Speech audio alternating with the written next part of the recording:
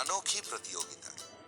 विशालपुर नामक साम्राज्य का परिपालन विक्रम सिंह नाम का राजा किया करते थे। उनको खेलों में बहुत रुचि थी। उनका महामंत्री का नाम विवेक वर्मा था। वो बहुत ही बुद्धिमान थे। विक्रम सिंह हर साल अनोखी प्रतियोगिताएं करवाया करते थे, जैसे कि एक पैर पे दौड़ना, एक हाथ से तैरना, इस तरह की प्रतियोगिताएं करवाया करते थे। इन प्रतियोगिताओं में सारे युवक बहुत ही उत्साह से भाग लिया।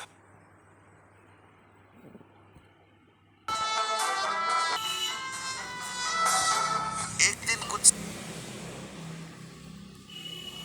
राजभवन दौड़ते हुए आए।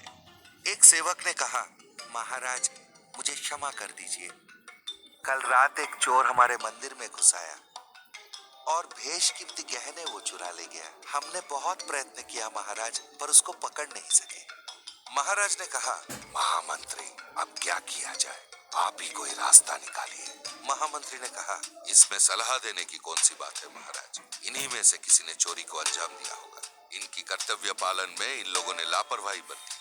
अगर ये लोग ठीक से महल की रक्षा किया करते तो चोर अंदर कैसे आता। ये झूठ बोल रहे हैं महाराज, किसी भी चोर की इतनी हिम्मत नहीं। इनको इसी वक्त नौकरी से निकाल के कारागार में डाल दिया जाए महाराज। फिर वो संतरी वहां से चले गए।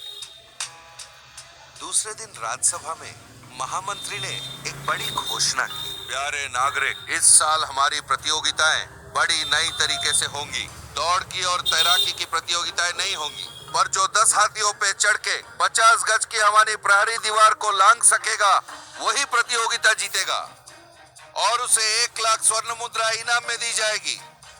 आखिर प्रतियोगिता का दिन आ ही गया।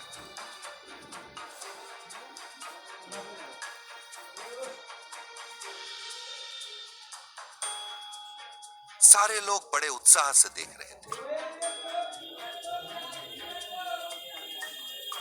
5 युवक प्रतियोगिता में भाग लेने के लिए तैयार थे।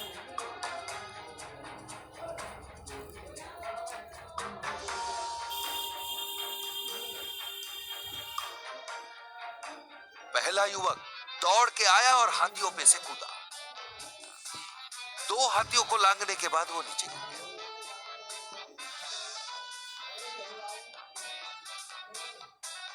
दूसरा युवक 4 हाथियों को लांघा और परास्त हो गया।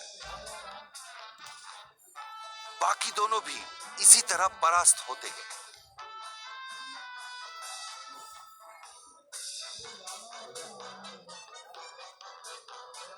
आखिर में 5वां युवक दौड़ते हुए आया, सारे हाथियों को लांघा और एक छलांग मार के दीवार पे चढ़ गया। सारी प्रजा खुश होकर तालियां बजाने लगे। तब महामंत्री ने कहा, सैनिकों, इस इंसान को गिरफ्तार कर लो, हमारी मंदिर में इसी ने चोरी की है। इससे महाराजा और सारे प्रजा आश्चर्यचकित हो गए।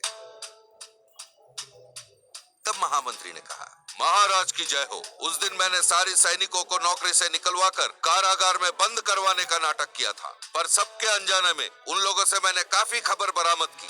उस दिन चोरी करने के बाद चोर को उन्होंने 10 हाथियों पे से कूद के दीवार फांद के भाग जाते हुए देखा।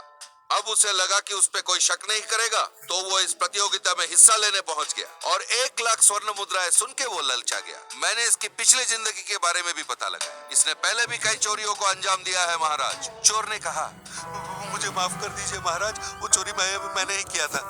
मैंने महामंत्री की बुद्धि क्षमता को अनदेखा कर दिया। तब महाराज ने कहा, तुमने जो बहुमूल्य गहनों को चुराया था उन्हें वापस कर दो। आशा करता हूँ कि आपसे तुम सुधर जाओगे, वरना कारागार में बंद कर दिए जाओगे। अब जाओ यहाँ से। उस चोर ने सर झुका के धन्यवाद किया और वहां से चला गया। तो बच्चों, हमारी बुद्धिमत्ता से, समय स्फूर्ति से, ठंडे दिमाग से सोचेंगे तो बड़ी बड़ी समस्याओं का हल निकाल पाएंगे। समझ गए इस बात को?